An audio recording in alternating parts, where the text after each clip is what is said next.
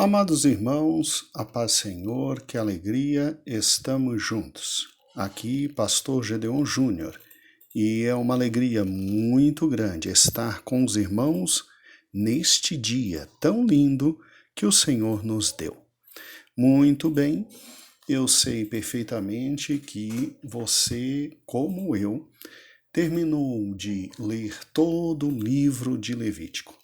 E como eu, você ficou simplesmente fascinado.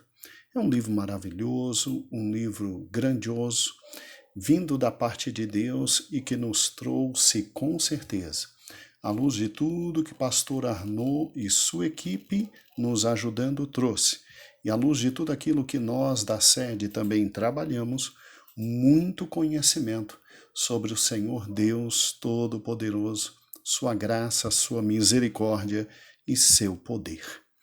Amados, hoje e amanhã nós queremos trabalhar com os últimos aspectos do livro de Levítico, tá bom? E aí na segunda-feira nós começaremos o livro de Números. Então hoje e amanhã teremos os últimos aspectos do livro de Levítico. Sábado nós teremos com certeza a apresentação do estudo bíblico dado na quarta-feira, a continuidade do estudo das pragas ali no Egito, e segunda-feira começaremos o livro de Números, se assim permitir o Senhor nosso Deus. Quero tratar com os irmãos, agora que terminamos toda a leitura do livro de Levítico, um pouquinho de teologia de Levítico, porque com certeza há muito sobre Deus aqui. E obviamente, quando se pensa sobre o Senhor Deus no livro de Levítico, você, ao contrário de Gênesis e Êxodo, em que as narrativas são tão grandes, há um farto material tão grande, e fica muito fácil conhecer muita coisa sobre o Senhor Deus em Gênesis e Êxodo.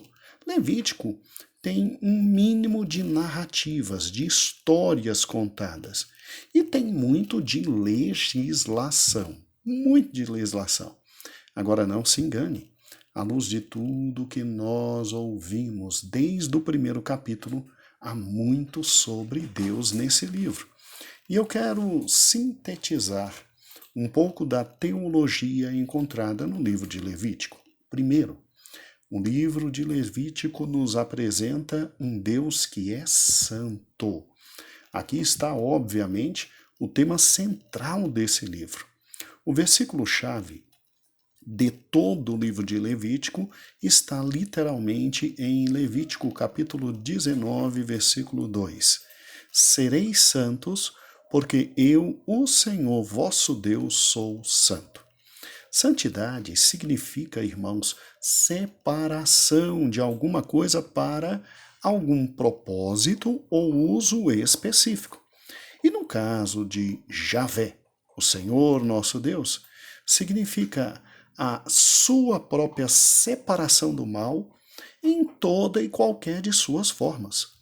Então, compreenda, quando a gente lê aquelas passagens chocantes como a morte de Abiú e Nadab no capítulo 10, fica muito claro que diante de Deus não se apresenta de qualquer jeito.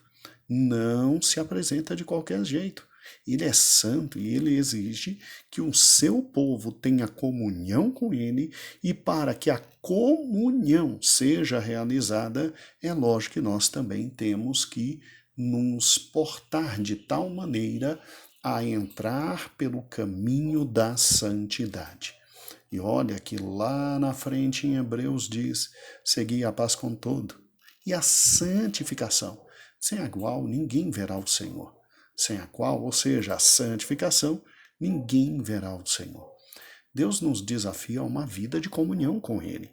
E a comunhão desejada, na verdade, em Levítico ordenada por Deus ao seu povo, dependia completamente da assimilação do conceito que Deus tinha de santidade.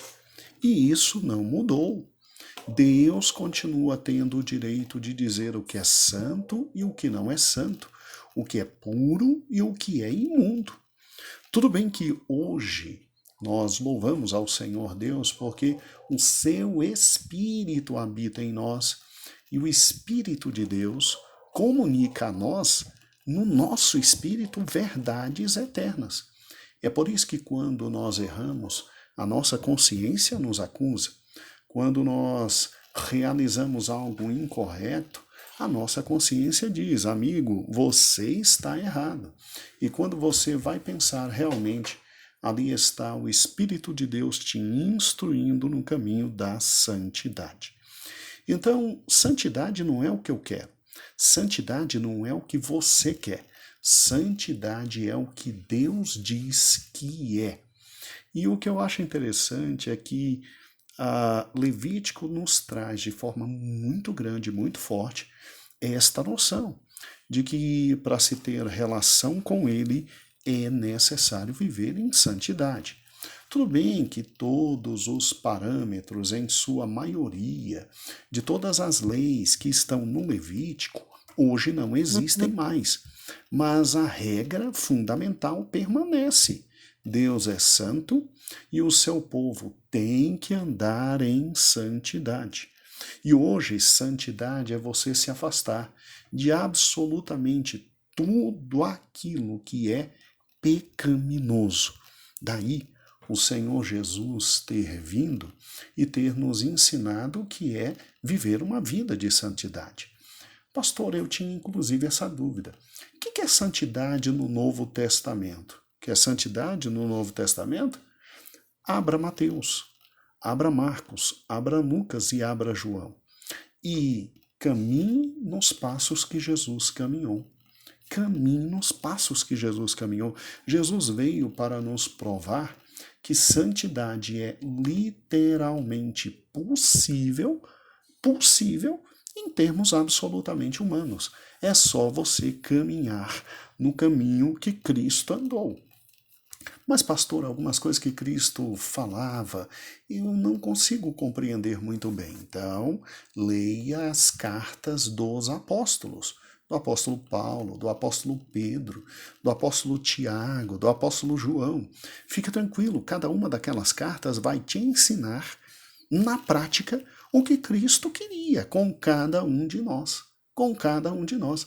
E não se preocupe, você tem dentro de você alguém chamado Espírito Santo que vai te conduzir em toda a verdade. É só todo dia abrir sua Bíblia, ler sua Bíblia, buscar ao Senhor, orar, e o Espírito Santo vai te conduzir em todo o caminho de santidade. Porque Deus continua sendo santo e continua exigindo do seu povo santidade, absoluta santidade. É muito interessante, né? É muito interessante Levítico, como Deus se apresenta, porque em Gênesis Deus se apresenta como o Senhor bom, criador, que concede tudo ao homem, e mesmo vendo o homem rolar no pecado, ele ainda restaura o homem.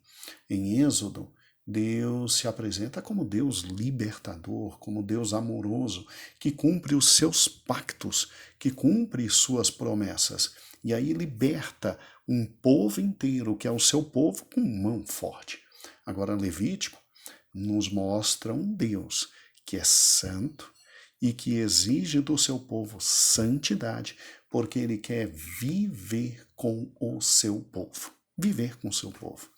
A vida de santidade hoje no Novo Testamento ela é muito importante, porque à medida que você vai se expondo à palavra de Deus e vai vendo os erros que você tem, porque a palavra de Deus é como espelho, ela te demonstra os erros, você vai naturalmente abrindo mão de cada um dos erros e literalmente tentando viver à altura da palavra de Deus. Então é simples, leu a Bíblia, entendeu o que o Senhor está falando, verificou que Ele falou com você e você foi confrontado em uma área que você tem que mudar, na hora, se ajoelhe, peça perdão, Não cometa mais aqueles pecados. Se afaste do erro, se aproxime de Cristo e peça para que o Espírito Santo continue te guiando. Você estará no caminho da santidade. Então, esse foi o motivo pelo qual nós lemos na nossa leitura bíblica diária, em primeiro lugar, obviamente, o Novo Testamento. Que aí, quando lêssemos o Velho Testamento, muito de luz do Velho Testamento para o Novo Testamento seria absolutamente compreensível. Hoje nós não vivemos mais na lei de Moisés. Hoje não vivemos mais nessa lei que, infelizmente, escravizava, tá? E trazia ao homem a noção do pecado e uma dor muito grande. Hoje nós vivemos na lei da vida e do Espírito, conforme Paulo falou, e é fundamental que eu e você, então, possamos viver guiados pelo próprio Espírito Santo. Então, como é que se vive em santidade no Novo Testamento? Fácil, extremamente fácil. Se pega o Novo Testamento capítulo por capítulo, vai lendo exatamente tudo que Deus queria da gente através da voz de Jesus Cristo. E à medida que a voz de Jesus Cristo vai falando, nós vamos nos expondo a ela, ouvindo o que Cristo quer, e quando chegarmos naqueles pontos em que nós discordarmos de Cristo, aí a gente dobra o joelho, a gente pede perdão, a gente pede o auxílio do Espírito Santo, e o Espírito Santo nos ensina como viver. E nós, entre nós e o que Cristo quer, nós cederemos para Cristo tudo, absolutamente tudo. Então eu te desafio a tirar um tempinho do seu dia e voltar a ler Mateus, voltar a ler Marcos, voltar a ler Lucas, voltar a ler João e pegar passo a passo do que Cristo falou e se colocar de frente àquilo que Cristo falou. E se você já está fazendo o que Cristo falou, meus parabéns, continue fazendo. Se não está, aí eu e você precisamos dobrar os joelhos, pedir misericórdia. E o Espírito Santo vai nos ajudar a viver a vida de santidade do Novo Testamento, que é a mesma vida que Jesus viveu, tá? Agora não se preocupe. Não se preocupe se você não entender algumas coisas que Cristo falou. Fique tranquilo, fique tranquilo. Ele mesmo disse que viria o Espírito Santo e nos conduziria a toda a verdade. E o Espírito Santo veio na festa de Pentecostes. E ao vir o Espírito Santo, ele tomou os discípulos e transformou os discípulos em apóstolos. E eles, cheios do Espírito Santo, foram vivendo o Evangelho e escrevendo tudo aquilo que o Espírito Santo ia trazendo para cada um deles. Daí porque é importante você voltar de novo e também relembrar o que Paulo escreveu, o que Pedro escreveu, o que Judas escreveu, o que Tiago escreveu, e à medida que você for lendo e não concordar, aí você diz assim: ó Espírito Santo, tem misericórdia de mim e me abençoe, me ajude a viver à luz da palavra de Deus, Espírito Santo. Não deixa eu continuar da forma como estou. Me ajude, Espírito Santo, e o Espírito Santo vai te guiar no caminho da santidade, porque o Deus que é santo em Levítico continua sendo santo e exigindo do seu povo ser santo, absolutamente santo. Eu vou lhe dar um exemplo para você entender e compreender como fazer e trilhar o caminho de santidade no Novo Testamento. Preste bastante atenção. Por favor, eu espero não escandalizar ninguém com o que eu vou falar agora. Eu espero que o Espírito Santo dirija tanto minhas palavras quanto o teu ouvido e os nossos corações. Mas olha que interessante. Quando você pega Mateus capítulo 5, exatamente no versículo 10 você vê Jesus falando algo que parece incompreensível. Bem-aventurados que sofrem perseguição por causa da justiça, porque deles é o reino dos céus. Bem-aventurados sois vós, quando vos injuriarem, e perseguindo mentirem, e disserem todo o mal contra vós por minha causa. Exultai, alegrai-vos, porque grande é o vosso galardão nos céus, porque assim perseguiram os profetas que foram antes de vós. Olha o que Jesus está dizendo. Jesus está simplesmente dizendo que quem quer viver o Evangelho vai ser perseguido. Vão falar mal dele, vão injuriar, vão mentir, vão levantar para com ele toda forma de mal. E mentindo vão querer acabar com a vida dele, a moral.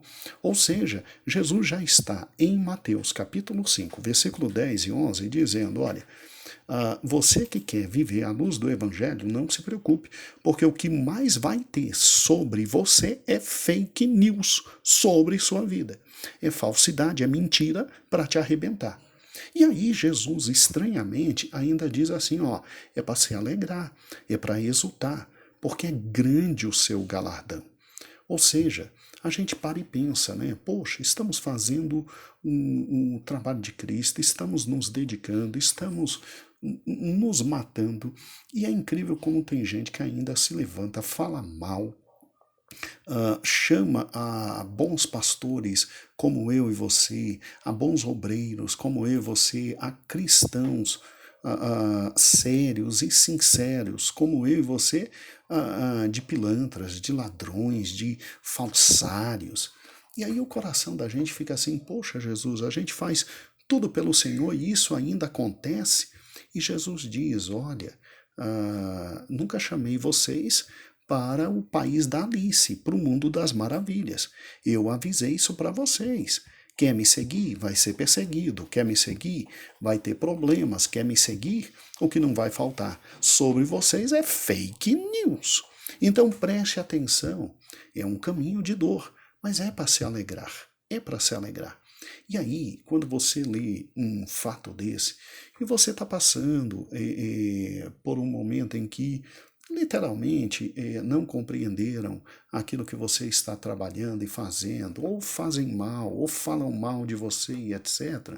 Meu irmão, guarde a palavra de Cristo e ore e peça a Deus, Senhor, ajuda-me a não revidar, ajuda-me a guardar aquilo que tu estás falando, fazendo, e ajuda-me a, nesse momento, me alegrar, me alegrar. Então o Senhor Jesus diz que não é para revidarmos as fake news, mas para nos alegrar, para nos regozijar, porque estamos sendo perseguidos pela palavra de Deus. E aí, como é que é meu coração e o seu coração? Meu coração crê, mas crê completamente em Cristo. Mas o meu coração tem que ser transformado. Eu não sei o seu, mas o meu, rapaz, diante de uma fake news, a vontade é de sair falando, sair batendo, e processar, e arrebentar, e ir para cima. E Jesus diz, olha, eu não quero ninguém muito nervosinho na minha obra, não. Eu quero que você se alegre e exalte o meu nome, porque você está sendo perseguido pelo Evangelho. Então veja, quando eu pessoalmente leio um texto como esse, eu me coloco de joelhos e eu digo, Senhor, muda meu coração, muda minha alma. Eu ainda não estou à altura disso, muda meu coração, muda minha alma.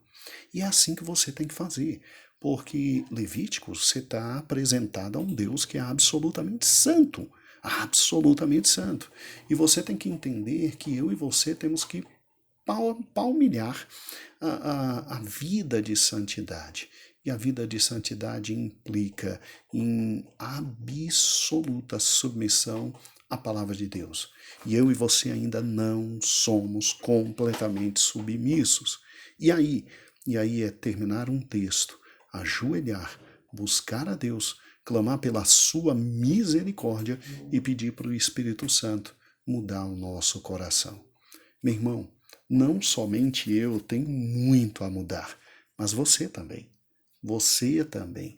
É incrível como Jesus um dia, olhando para os fariseus, ele disse assim: vocês são hipócritas, vocês ficam querendo achar defeito nos outros, enquanto vocês não veem o defeito em vocês mesmos. E o pior, o defeito de vocês tem uma proporção incomensuravelmente enorme, enorme, porque o defeito nos outros é um cisco, o seu é uma trava que está inteira no seu olho e você não vê. Então, meu irmão, vamos ser francos, eu e você, nós ainda estamos muito longe da santidade, mas sem santidade ninguém verá o Senhor. E eu quero ver o Senhor, e eu quero que você veja também o Senhor, ou seja, estejamos nos céus. Então vamos confiar no sangue de Cristo que perdoa todos os nossos pecados. Se você e eu pecamos, peça perdão. Agora é óbvio, temos que viver em santidade. Como é que se vive em santidade no Novo Testamento? Vivendo completamente à luz de tudo que Moisés ensinou? Não. Não, o Conselho de Jerusalém nos liberou da lei de Moisés. Mas hoje nós temos a lei da vida e da graça que há de Cristo. Então, eu te convido, não somente leia, a partir da semana que vem, um livro de números e acompanhe as explicações. Não somente faça a leitura diária que nós temos, porque queremos ler a Bíblia também em um ano, naquele outro projeto. Mas eu te chamo a com muita calma voltar para o Novo Testamento, a ver o que está escrito e a dizer por seu coração: meu Deus, eu não acredito que Deus quer isso de mim. E na medida que você diz: eu não acredito que Deus quer isso de mim, é porque Deus quer exatamente isso de você. E aí você dobra os seus joelhos e pede perdão.